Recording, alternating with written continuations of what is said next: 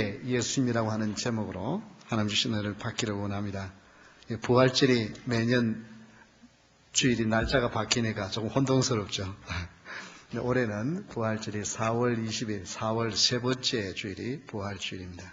전 부활에 미국에서 크게 3대 명절이 있다고 한다면 이 부활절, 그럼 추수감사절, 성탄절 그렇게 지키는데요.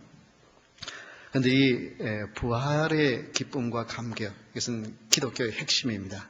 그런데 이 부활절이 있기 전에 뭐가 꼭 필요해요? 예수님의 고난, 십자가가 필요합니다.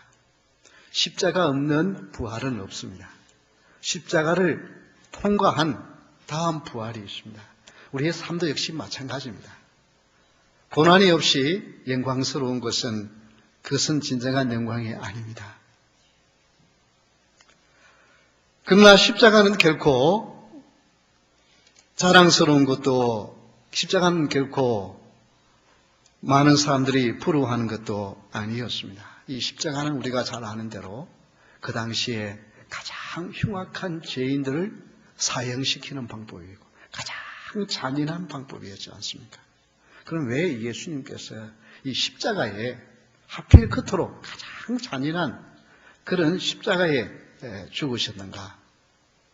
그 이유를 살피면서 오늘 본문을 통해 하나님 주신 은혜를 받기를 원합니다. 첫 번째, 십자가 위에 예수님은 자기의 십자가를 지고 가셨다고 17절에 기록하고 있습니다. 우리 17절을 다시 한번 보겠습니다. 그들이 예수를 맡음에 예수께서 자기의 십자가를 지시고 해골, 히브리 말로 하면 골고다라고 하는 곳에 나가시니라고 되어 있습니다.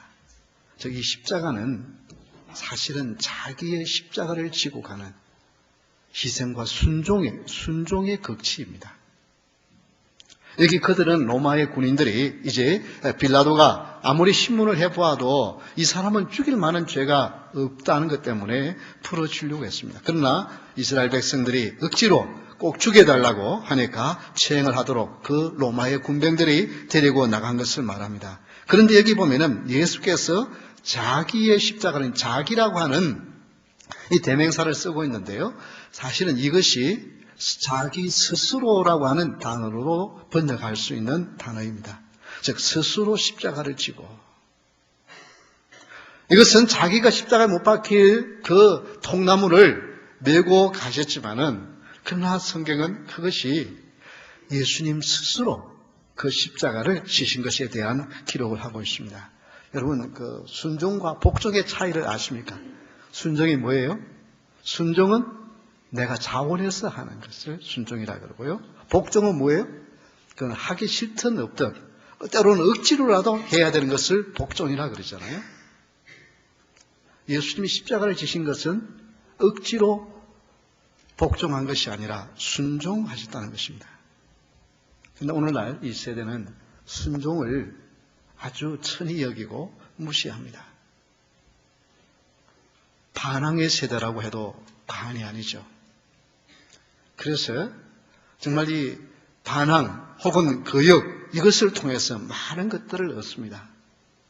노예가 그냥 늘 노예로 가만히 있었으면 지금까지 노예 제도가 있을 거예요. 그러나 목숨을 내어놓는, 이것은 잘못된 것이다라고 계속하여 거기에 반항하니까 어떻게 해요?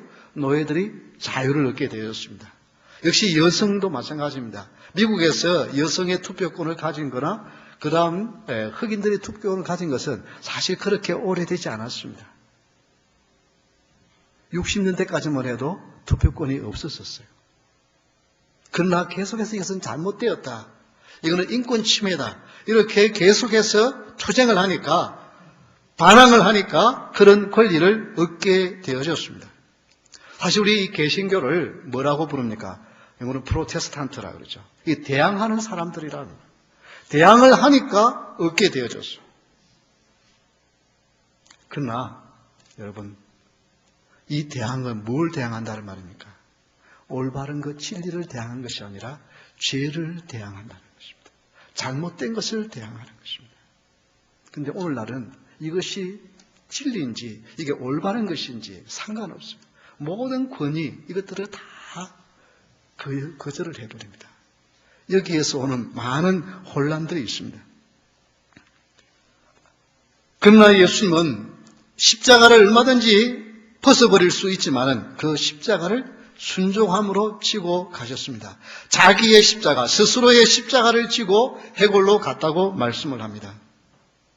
여러분, 예수님은 누가복음 2장 51절에 보면 예수께서 함께 내려가사 나사렛에 이르러 순종하여 받으시더라. 이것은 예수님 부모님들이 12살 되어서 예수님을 성전에 데리고 왔다가 나중에 돌아가는 길에 보니까 없어가지고 어떻게 했어요?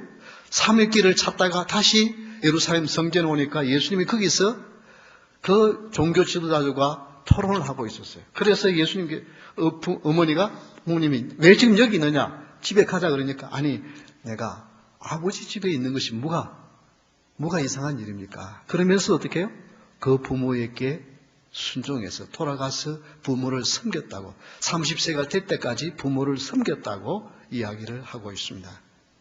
여러분, 십자가는 결코 즐거운 것이 아닙니다.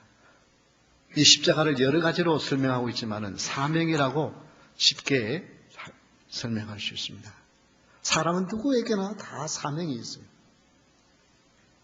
남편은 남편으로서의 사명이 있고, 아내는 아내로서의 사명이 있고, 부모는 부모로서의 사명이 있고, 자식은 자식으로서의 사명이 있고, 교회에서는 성도로서의 사명이 있고, 직장에서는 사명이 있어요. 그러나 그것이 늘 그 사명을 해나가는 일에 보람만 있고, 늘 인정만 받는 것이 아닙니다. 때로는 많은 도전을 받아요. 심지어 회사에서 상사로부터 온갖 모욕을 당하고 온갖 무시를 당했을 때 정말 뜯어치우고 싶고 다 팽개쳐버리고 싶고 이런 일들이 너무 많이 있습니다. 그러나 중요한 것은 그 십자가를 지고 가는 것이 어쩔 수 없어 복종하는 것이 아니라 우리 그리스도인들은 묵묵히 그 일을 순종하며 나가는 것이 하나님께서 우리에게 주는 사명인 줄 믿으시기 바랍니다. 우리 주님은 십자가를 얼마든지 벗어버릴 수 있었어요. 그런데 어떻게 해요? 자기 십자가를 스스로 치고 그 길을 가셨어요. 12영도 더 되는 천군 천사를 통하여서 그 모든 군병들을 다 썰어버릴 수 있는 힘이 있었습니다. 그거를 체포하러 온 군인들에게 여기 내가 있다라고 말하니까 예수님 자신을 드러내니까 그 군병들이 또 뒤로 나자빠지는 것을 기록을 하고 있습니다. 그럼에도 불구하고 우리 주님은 이렇게 말씀하셨습니다. 요한복음 18장 11절에 보면 예수께서 베드로 들어 이르시되 칼을 칼집에 꽂으라. 아버지께서 주신 잔을 내가 마시지 아니하겠느냐 하니라. 즉 힘이 없어 체포된 것이 아니에요. 베드로는 자기의 스승을 체포하려는 것 때문에 칼을 빼앗아서 그 대상의 종 말구라고 하는 종의 귀를 잘라버렸습니다. 그러나 예수님은 뭐라 그랬어요? 그 칼을 집에 꽂으라. 하나님이 주신 그 일을 내가 순종합니다. 맡긴 그 일을 순종해서 이 길을 가겠다고 말씀했습니다. 예수님이 십자가에 잡힌 것은 힘이 없어서 체포당한 것이 아니라 스스로 그 길을 가기를 원하셨다는 것입니다. 그러면서 예수님만 아니라 예수님을 따르는 우리에게 이렇게 말씀하십니다. 마태복음 16장 24절에 이에 예수께서 제자들에게 이르시되 누구든지 나를 따라 오려거든 자기를 부인하고 자기 십자가를 지고 나를 따를 것이니라. 예수님을 따르는 사람은 자기의 십자가를 지고 가야 돼. 그것이 너무 불편하고 힘들고 고통스러워도 그것을 팽개치는 것이 아니라 그 길을 가는 것이 성도의 길이고 기독교의 핵심입니다. 기독교는 자기를 부정하고 주님이 원하시는 올바른 길을 하나님이 나에게 맡겨준 그 길을 내가 치고 묵묵히 가는 것이 성도의 길이라는 것입니다. 주님께서 나에게 맡겨주신 사명의 십자가를 지고 주님을 따르며 순종하는 생활이 신앙생활이라 성경은 말하고 있습니다. 영국의 최초의 목사님 중에 한 분인 윌리엄 그레드 스톤이라고 하는 목사님이 계십니다. 그분이 이런 글을 남겼습니다. 나는 이 세대에 있어서 세계적인 인물 95명을 알고 있다. 이 중 87명이 성경에 순종한 사람이다. 자기가 똑똑하다고 잘났다고 하는 곳에는 시끄러움이 있고 분쟁이 있는데 하나님의 말씀에 묵묵히 순종하는 그곳에 하나님의 역사가 나타나고 이 시대의 위대한 인물이 되었다고 기록하고 있습니다. 여러분, 이렇게 묵묵히 자기의 주장을, 자기의 생각을 앞세우지 않냐고 묵묵히 순종하는 사람이 이 시대에 어쩌면 많이 천대받는 시대지만은 그러나 사실은 인정받는 것을 세상에서도 볼 수 있어요. 흔히 야구 감독을 파리 목숨이라고 부르더라고요. 그런데 그 야구 감독 밑에 있는 코치는 파리 목숨도 아니고 하루살이라고 그래요. 이건 뭐냐면 1년 계약직이에요. 1년 해가지고 성적이 안 좋으면 끝나는 거고 1년은 아니라 중간이라도 그냥 감독의 마음에 안 들거나 성적이 안 좋으면 그냥 감독은 쉽게 못 갈아치우지만은 코치는 얼마든지 갈아치울 수 있습니다. 그런 하루살이의 목숨인 코치가 한 팀에 23년간 그 코치로 있었던 사람이 있습니다. 이분이 바로 송재박 두산 베어스 수석 코치입니다. 이분이 어떻게 해서 그렇게 그야말로 하루살이 목숨인 이 코치직을 한 구단에서 23년 동안 있었는가. 거기에 대해 인터뷰를 하는데 뭐라고 말하냐면 자기가 이분은 제1교포입니다. 일본에서 야구를 했던 사람입니다. 그런데 한국에 왔는데 보니까 한국의 코치들이 선수들을 너무 윽박지르고 너무 권위적이고 너무 강하게 몰아치는 것을 보고 자기는 좀 부드럽게 선수들을 이해하면서 선수들과 호흡을 같이 하겠다는 생각을 가지고 이제 합니다. 그러나 사실은 그 팀이 잘 되려고 하면은 유명한 선수만 아니라 유명한 선수를 길러내야 되잖아요. 그래서 이분은 이진들, 별로 지금 현재로서는 별 주목을 받지 않냐는 이군에 있는 선수들을 잘 돌봐주고 잘 케어해주고 이 선수들이 자기의 기량을 발휘할 수 있도록 격려해주고 계속해서 관심을 기울여줍니다. 그렇게 해서 정말 훌륭한 선수를 많이 키워냈어요. 그럼에도 불구하고 이분은 자기의 영광을 드러내지 않아야 합니다. 그렇게 많은 선수를 키워내서 훌륭한 인물들이 되었지만 저 봐라 내가 저런 인물을 키웠다라고 자랑하는 것이 아니라 아무도 안 나타내는 거예요. 그러니 자연히 선수로부터 존경을 받게 되어지고요. 감독이 바뀌어도요. 이분은 마치 무색 도화지와 같아. 누구든지 감독에 와가지고 자기가 원하는 대로 그림을 그리면 거기에 그려질 수 있는 사람으로 순종하는 사람으로 그러니까 23년 동안 그 직을 감당해낼 수 있다. 그러면서도 많은 존경을 받는 사람이 되어집니다. 여러분 세상에서도 이 시대에는 다 내가 잘났다고 어깨에 힘을 주고 목소리를 높여야 된다고 하는 세상임에도 불구하고 자기 자신을 낮추면서 사람들을 이해하고 순종한다는 것은 다른 사람을 인정한다는 것입니다. 이렇게 할 때에 이 시대에서도 존경받는 사람으로 사는 모습을 봅니다. 우리 주님은 하나님의 아들이지만 십자가를 치는 것은 힘이 없어서가 아니라 순종해서 그 십자가를 치는 것입니다. 그래서 십자가 위에 예수님은 순종의 모습인 것을 기억할 수 있기를 바랍니다.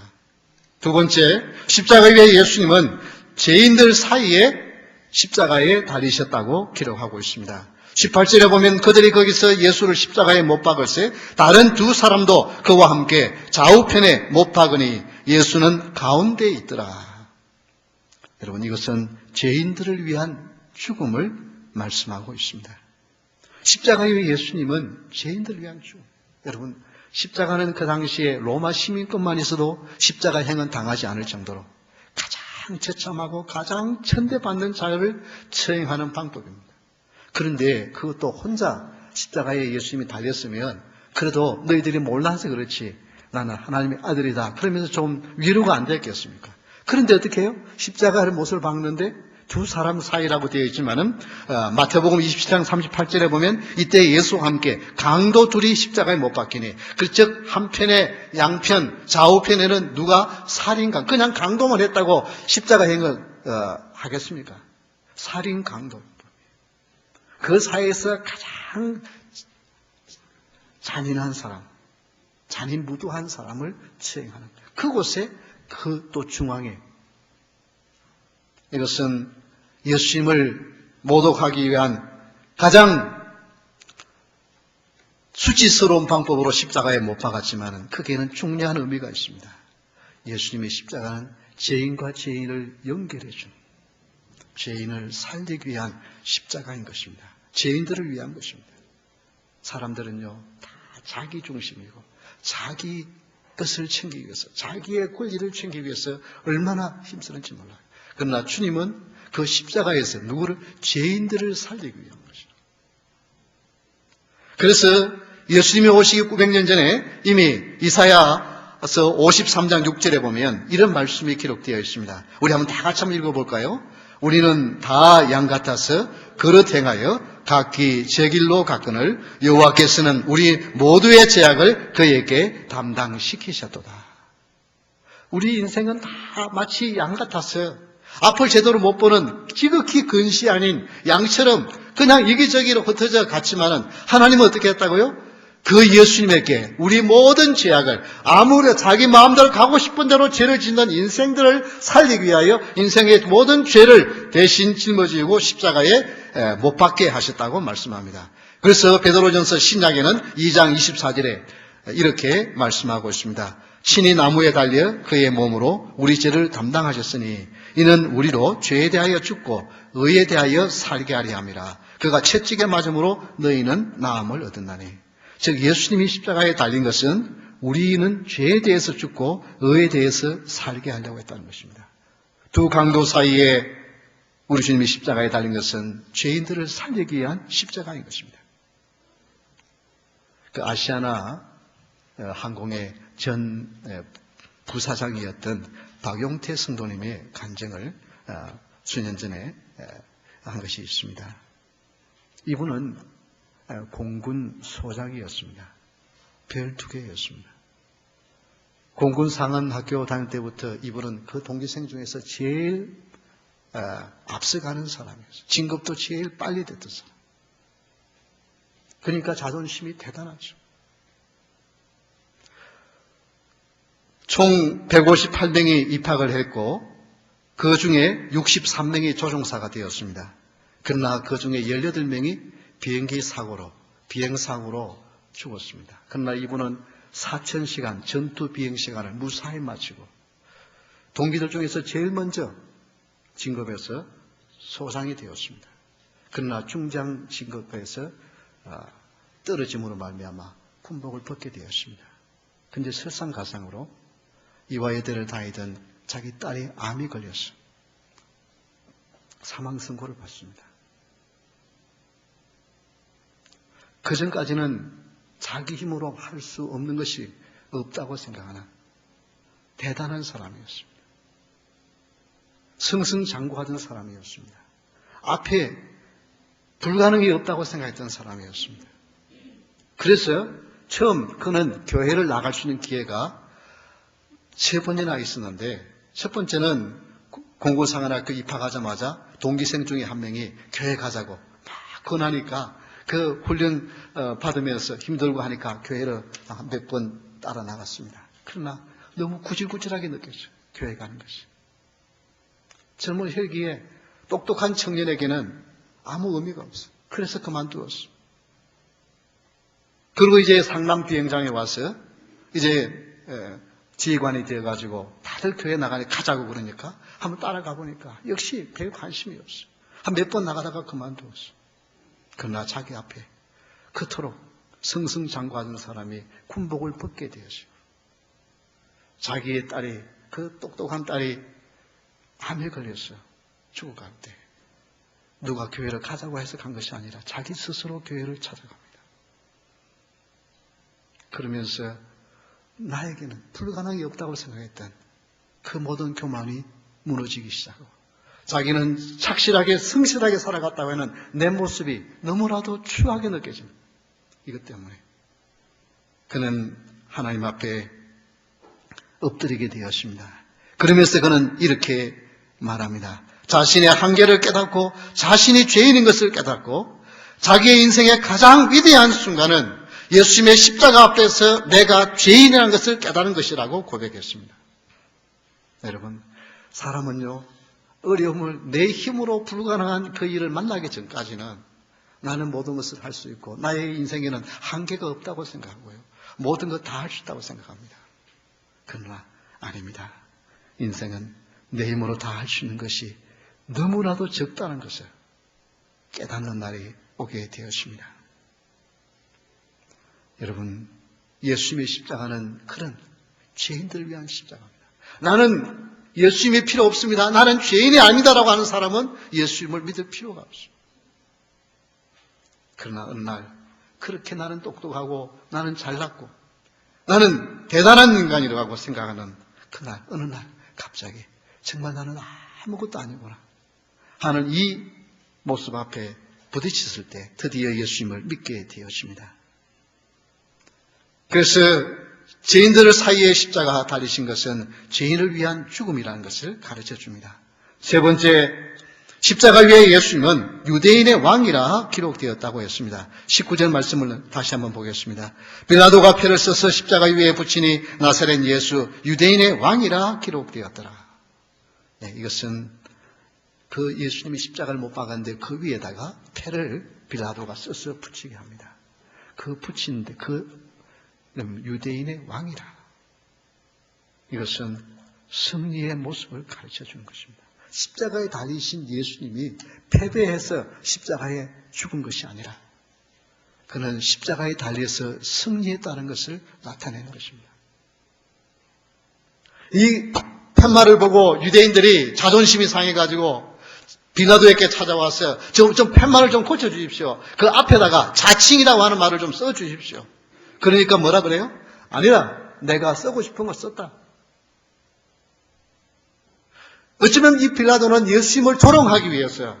너희들이 우리 로마는 대단하지 않느냐? 유대인의 왕도 얼마든지 십자가에 못 박을 수 있다고 하는 그런 조롱하기 위해서 써붙였을지 모릅니다. 그러나 아닙니다. 그 십자가는 승리의 십자가입니다.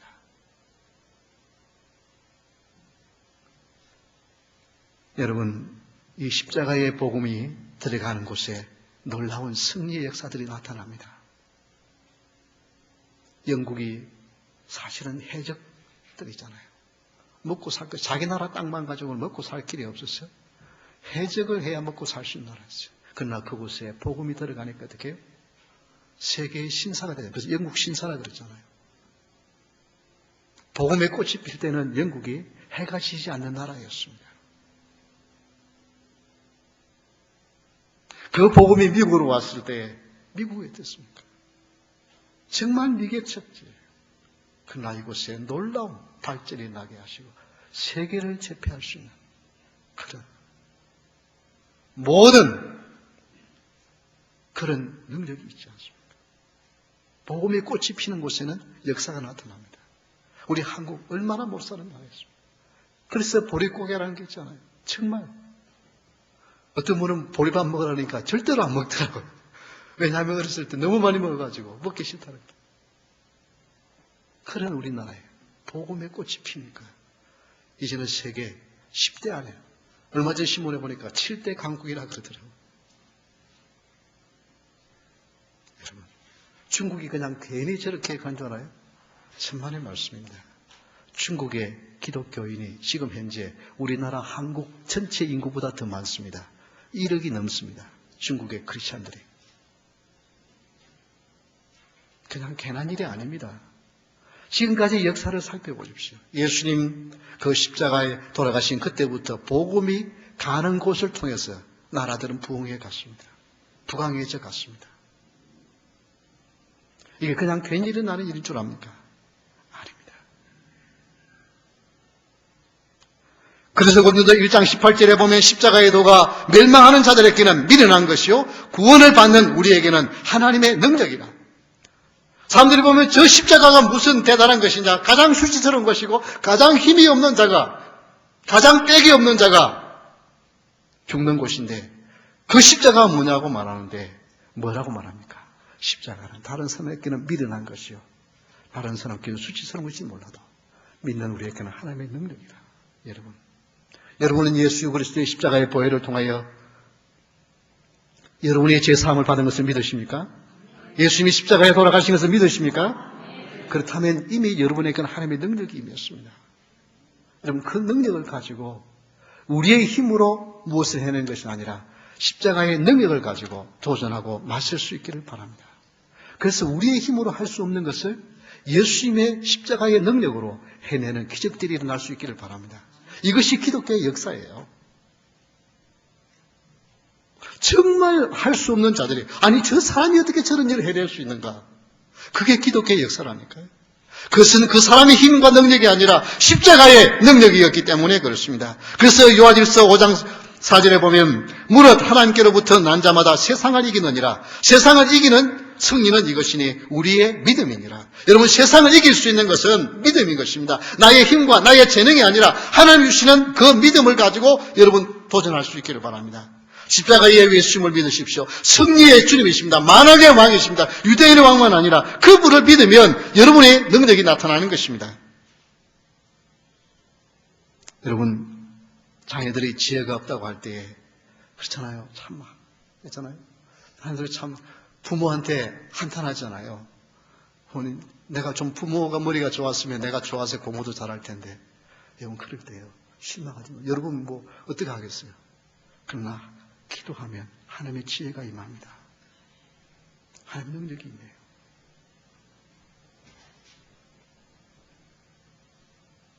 덴버신학교에 있는 모 목사님, 모 교수님, 사실은 그런 고백을 하더라고요.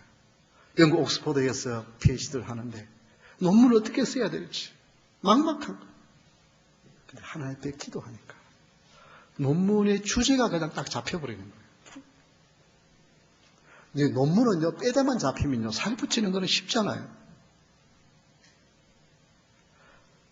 위대한 작품들이 그냥 나온 게 내 머리에서 나오는 것은 평범한 작품이에요. 그러나 하나님의 영감을 받아서 하면 놀라운 작품이 되어집니다. 그래서 그게 위대한 다 작품들이죠. 여러분, 내 머리는 한계가 있습니다. 십자가의 보혈의 능력을 의지하면 여러분 할 수 없는 일을 하게 한다니까요. 그래서 여러분 자녀들을 붙들어 놓고 축복 기도해 주십시오. 하나님의 지혜가 임하여서 이 아이가 뛰어나게 해달라고. 이 세상을 정복할 수 있는 능력을 달라고. 여기에 하나님의 역사와 능력이 나타납니다. 조엘 오스틴 목사님, 휴스턴의 레이크우드 교회, 미국에서 제일 큰 교회 목사님이죠. 그 목사님 어머님, 그 어머님도 사모님이신데요. 목사님 먼저 돌아가시고 이 사모님도 1981년도에 간암이 걸려서 판정이 의학적으로는 치료가 불가능하다. 짧으면 몇 주, 길어도 몇 개월밖에 못 산다고 하는 사형 선고를 받은 분입니다. 그런데 이분이 어떻게 합니까? 그거 그대로 받아들이지 않습니다. 의사가 뭐라고 판단했든 나는 죽지 않을 거야. 나는 하나님의 살아계심을 선포할 거야. 그러면서 성경에 있는 치유에 대한 구절들을 찾기 시작합니다. 그래서 40개의 구절을 찾았어요. 그래가지고 그걸 매일 외우면서 하나님의 말씀을 믿고 그 하나님의 능력의 말씀이 나에게 임한 것을 선포하기 시작합니다. 입으로 선포합니다. 때로는 이 공동묘지를 지나갈 때 나는 저 무덤에 지금 들어가지 않을 거야 하니까 운전하던 아들이 깜짝 놀란 거예요. 너무 큰 소리로 말을 하니까. 그런데 치유되어졌어요. 지금 30년이 지난 지금도 살아계십니다. 여러분, 하나님의 능력은 그것을 믿고 그것을 도전하는 자를 통해서 기적이 나타납니다.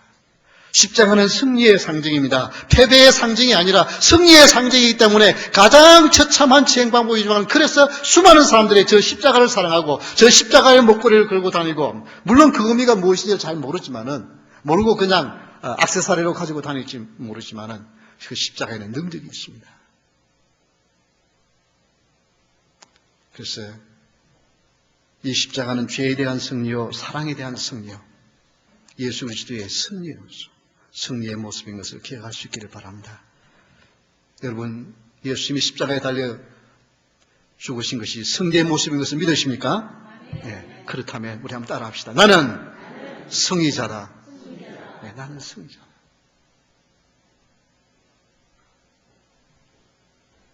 제가 고등학교 1학년 때 처음 교회를 나갔을 때 부모님들로부터 얼마나 많은 비판을 받는지 몰라요. 새벽 기도를 빠지지 않고 나가고 있어요. 그런데 그러면 성적이 내려가야 되잖아요. 성적이 올라가는 거예요. 그러니까 부모님들이 할 말이 없는 거예요. 왜 공부 안 하고 교회 가느냐 말을 뭘 못하는 거예요. 성적이 더 좋아지는 거예요. 하나님의 지혜가 함께하면 역사와 능력이 나타납니다. 여러분, 그리스도인들은 내 힘으로 사는 것이 아니에요. 십자가의 능력으로 사는 것입니다. 이 승리의 주님을 바라보면서 도전하는 여러분 모든 식구들 될 수 있기를 주의 이름으로 축원합니다. 우리 다 같이 일어서서 찬양하겠습니다.